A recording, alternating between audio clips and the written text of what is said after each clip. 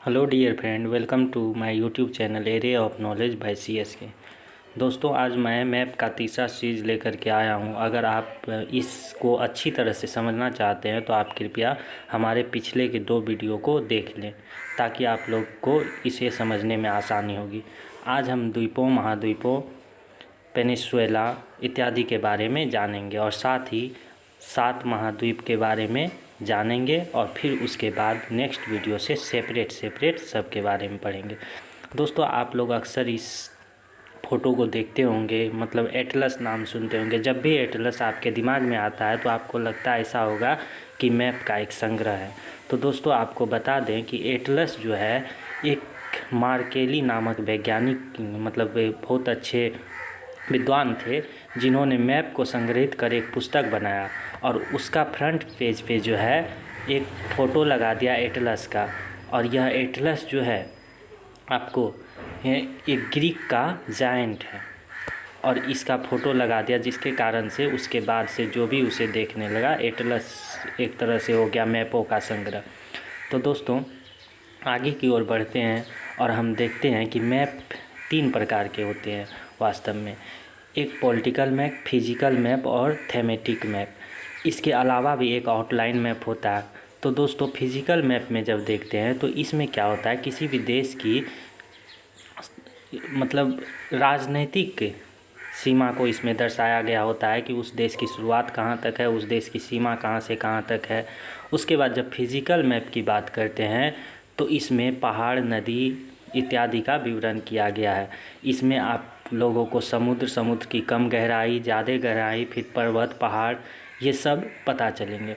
आगे जब thematic map देखते हैं तो यह किसी भौगोलिक विशेष का वर्णन करता है, मतलब किसी भौगोलिक क्षेत्र में उस क्षेत्र में क्या क्या पाए जाते हैं। उसके बाद भाषा या फिर जैसे रेलवे इत्यादि लाइनों के बारे में भी इस मैप में, थेमेटिक मैप में दर्शाया जाता है। दोस्तों, आगे की ओर बढ़ते हुए हम द्वीप, आइलैंड और कॉन्टिनेंट की बात करते हैं। आइलैंड और कॉन्टिनेंट वास्तव में चारों तरफ से पानी से घिरा हुआ एक भूभाग ही होता है, लेकिन दोनों में अंतर इतनी होती है कि आइलैंड जो है छोटा भूभाग होता है। मतलब जब छोटा भूभाग चारों तरफ से पानी से घिरा हुआ हो तो उसे आइलैंड कहेंगे, मतलब द्वीप कहेंगे। और जब बड़ा सा भूभाग जो चारों तरफ से पानी से घिरा हुआ होता है उसे हम कॉन्टिनेंट कहते हैं, जिसे महाद्वीप कहा जाता है। दोस्तों, फिर आगे की तरफ हम बढ़ते हैं और देखते हैं अंतरीप और पेनिनसुला, कैप और पेनिनसुला में क्या अंतर है, अंतरीप और प्रायद्वीप में क्या अंतर है।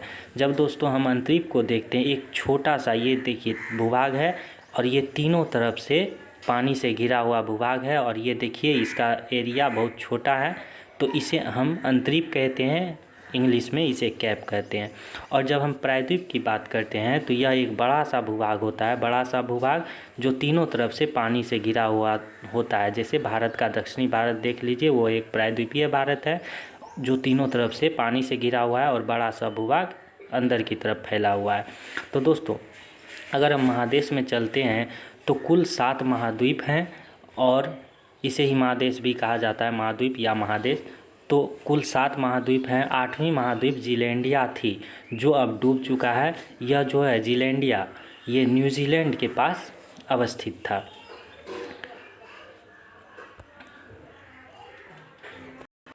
दोस्तों, अब हम वापस मैप पे आ चुके हैं और यहाँ देखिए दोस्तों गौर से कि सबसे बड़ा महाद्वीप जो एशिया है, यह एशिया है, यह सबसे बड़ा महाद्वीप है। इसे सभ्यता का पालना कहा जाता है, सभ्यता का पालना एशिया को कहा जाता है। यह पहला नंबर पे आता है।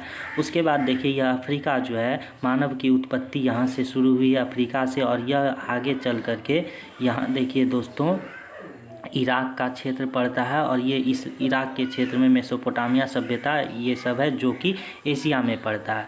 यहाँ अगर आपको पूछ दे मानव का विकास का पालना किसे कहा जाता है या फिर मानव जाति का पालना किसे कहते हैं, तो वो अफ्रीका होगा। यह अफ्रीका मानव जाति का पालना है और यहाँ से फिर शिफ्ट होकर के जब लोग यहाँ पहुँचे तो सभ्यता का विकास होने लगा, इसीलिए मानव सभ्यता का पालना एशिया को कहा जाता है।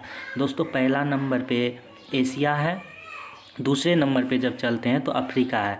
तो दोस्तों जब अफ्रीका के बारे में हम पिछले वीडियो में बता चुके हैं कि तीनों रेखाएं, कर्क रेखा, मकर रेखा और विषुवत रेखा, इनसे होकर के गुजरती है। कहने का मतलब यह ऐसा जोन में है जहाँ क्या है, उष्णकटिबंधीय क्षेत्र है, जिसके कारण से यहाँ के लोग काले होते हैं, प्लस यहाँ वर्षा भी काफ़ी घनी होती है, जिसके कारण से यहाँ सदाबहार वन पाया जाता है।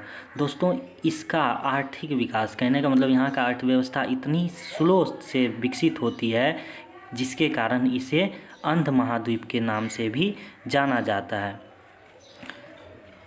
अब देखिए दोस्तों, हम नेक्स्ट आते हैं तीसरे नंबर पे। पहला एशिया, दूसरा अफ्रीका और तीसरा नंबर पे यहाँ आते हैं उत्तरी अमेरिका। इसे उत्तरी अमेरिका कहा जाता है। यहाँ के जितने भी देश हैं सभी के पास अपना समुद्री सीमा है। कहने का मतलब सभी देश जो है समुद्र से सटे हुए देश हैं उत्तरी अमेरिका में। फिर जब चौथा नंबर पे जाते हैं दोस्तों, दक्षिणी अमेरिका आती है, और ये दक्षिणी अमेरिका को सांपों का महाद्वीप कहा जाता है, क्योंकि यहाँ पे घने जंगल हैं। उसके बाद ब्राज़ील के अमेज़न जंगल भी इसी क्षेत्र में पड़ते हैं, जहाँ सांपों की अलग अलग प्रजातियाँ पाई जाती है। इसीलिए इसे सांपों का देश भी कहा जाता है, और इस कॉन्टिनेंट को सांपों का कॉन्टिनेंट कहा जाता है। देखिए दोस्तों, यहाँ पक्षियों का महाद्वीप भी इसे कहते हैं, इसे पक्षियों का महाद्वीप भी कहते हैं। दुनिया का 20% ऑक्सीजन जो है सिर्फ यह ब्राज़ील के अमेज़न जंगल से प्राप्त होता है। अब देखिए, यहाँ के जंगल में एक तरह की चींटी पाई जाती है जिसे बुलेट आंट कहते हैं। अब दोस्तों जब 5वां नंबर पे जाते हैं, तो 5वां नंबर पे यहाँ देख लीजिए दोस्तों, अंटार्कटिका है। यह अंटार्कटिका जो है गतिशील महाद्वीप के नाम से जाना जाता है, क्योंकि अंटार्कटिका में बर्फ़ पिघलते रहती है, जिसके कारण इसका साइज़ इधर उधर होता है, जिसके कारण इसे गतिशील महाद्वीप के नाम से जाना जाता है। देखिए दोस्तों, इसे सफ़ेद महाद्वीप के नाम से भी जाना जाता है, क्योंकि बर्फ़ के कारण यह पूरा तरह से सफ़ेद दिखता है। मानव विहीन महाद्वीप है। इसे जो है विज्ञान को समर्पित महाद्वीप भी कहा जाता है, क्योंकि यहाँ पर वैज्ञानिक जो है अपने जो भी रिसर्च होते हैं वो किया करते हैं। यहाँ पे अलग अलग देशों का रिसर्च सेंटर भी स्थापित किया गया है। अब दोस्तों जब छठे नंबर पे हम पहुँचते हैं, तो सीधा ऊपर की तरफ यूरोप में पहुँचते हैं। यह यूरोप का क्षेत्र है दोस्तों। यूरोप जो है खुशहाल महाद्वीप कहलाता है। यूरोप को खुशहाल महाद्वीप कहते हैं। आप लोग जानते होंगे कि यह ऐसा महादेश है जहाँ से मतलब शुरू से ही यहाँ के लोग अलग अलग जगह पे जाकर अपना शासन जमाते रहे, जिसके कारण यह बहुत ही विकसित महाद्वीप है और खुशहाल भी है। इनमें से एक तुर्की यह जगह है दोस्तों। यहाँ देखिए ध्यान से, एक मिनट दोस्तों, यहाँ आप ध्यान से देखिएगा। यह देखिए, यह तुर्की है। यह तुर्की जो है इसे यूरोप का मरीज कहा जाता है, क्योंकि यूरोप में जो भी देश हैं उनमें से सबसे कम विकसित देश तुर्की है, जिसके कारण तुर्की को यूरोप का मरीज कहा जाता है। अब देखिए दोस्तों, जब 7वें नंबर पे हम आते हैं तो ये ओशनिया है। 7वें नंबर पे ये ओशनिया है, जिसमें ऑस्ट्रेलिया, माइक्रोनेशिया, मेलेनेशिया और पोलिनेशिया आता है। ऑस्ट्रेलिया, माइक्रोनेशिया, मेलेनेशिया और पोलिनेशिया आता है इसमें, ओशनिया में। और अफ्रीका का, ऑस्ट्रेलिया का साइज़ बड़ा होने के कारण इसे ऑस्ट्रेलिया महाद्वीप भी कहते हैं। तो दोस्तों याद रखने का सिंपल सा तरीका है कि किस तरह से हम कॉन्टिनेंट को याद रखें, बड़ा से छोटा क्रम में। सबसे बड़ा एशिया, सबसे बड़ा एशिया। देखिए किस तरह से हम बढ़ते गए हैं। एक मिनट दोस्तों, हम देखते हैं कि किस तरह से एशिया, अफ्रीका, उसके बाद उत्तरी अमेरिका, दक्षिणी अमेरिका, फिर है अंटार्कटिका, फिर है यूरोप और फिर ऑस्ट्रेलिया को याद रखते हैं। देखिए दोस्तों, सबसे पहले हम यहाँ से प्रारंभ करेंगे। यहाँ से प्रारंभ करेंगे, कहने का मतलब एशिया से प्रारंभ करके सीधा आएंगे यहाँ। दूसरी नंबर पे अफ्रीका, दूसरा नंबर पे अफ्रीका, तीसरा नंबर पे फिर ऊपर की तरफ जाएंगे कहाँ, उत्तरी अमेरिका में। उत्तरी अमेरिका सीधा नीचे की ओर दक्षिणी अमेरिका। अब यह दक्षिणी अमेरिका के बाद हम फिर नीचे की ओर पढ़ेंगे, ये ऑस्ट्रेलिया, अंटार्कटिका के पास। और यह अंटार्कटिका के बाद जो है, अंटार्कटिका के बाद हम पूरी तरह से फिर से ऊपर की ओर बढ़ते हुए चले जाएंगे। ऊपर की ओर यह बढ़ते हुए हम पहुंच जाएंगे कहाँ, यूरोप में। और यह यूरोप के बाद जो है सीधा फिर से नीचे ऑस्ट्रेलिया के पास। इस लाइन को याद रखिएगा दोस्तों। एशिया, अफ्रीका, उत्तरी अमेरिका, दक्षिणी अमेरिका, अंटार्कटिका, यूरोप, फिर क्या है, ऑस्ट्रेलिया है। एशिया, अफ्रीका, उत्तरी अमेरिका, दक्षिणी अमेरिका, अंटार्कटिका, यूरोप और ऑस्ट्रेलिया, जिसको हम ओशिनिया भी कहते हैं। देखिए दोस्तों, टोटल 7 महाद्वीप के बारे में हम जान लिए हैं। यहाँ देखिए दोस्तों, न्यूजीलैंड के पास यह पहले यहाँ पे एक महाद्वीप था, इस तरह से एक महाद्वीप था, इस तरह का एक महाद्वीप था जिसे जीलैंडिया के नाम से जाना जाता है। यह द्वीप पानी के अंदर डूब चुका है। तो दोस्तों, अगर आपको मेरा यह वीडियो अच्छा लगा हो तो आप कृपया इसे सब्सक्राइब और शेयर कर दें और इसी तरह से हमारे साथ जुड़े रहें। आगे के क्लास में हम